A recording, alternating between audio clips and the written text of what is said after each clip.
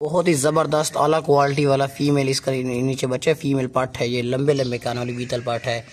बकरी के नीचे बहुत ही ज़बरदस्त, ज़्यादा दूध होता है, तकरीबन 2 किलो। ये बच्चे भी पीता रहता है, लेकिन बकरी के मालिक जो है ना वो खुद भी निकाल सकते हैं। देखें बकरी आराम से कौन से खड़ी है, दूध पी रहा है बच्चा।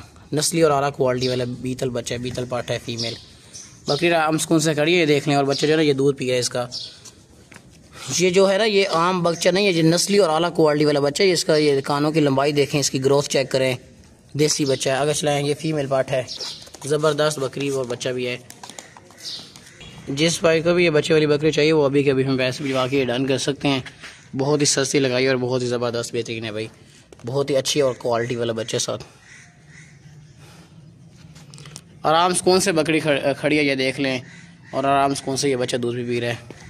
ये देखें बच्चे जो है ना मेरे पीछे पीछे तेज से भागता है।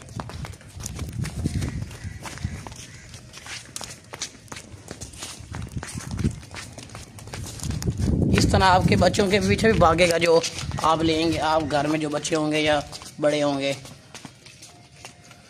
जो 1 to 5 मोटरसाइकिल नहीं, उससे ज़्यादा इस बच्चे की स्पीड है।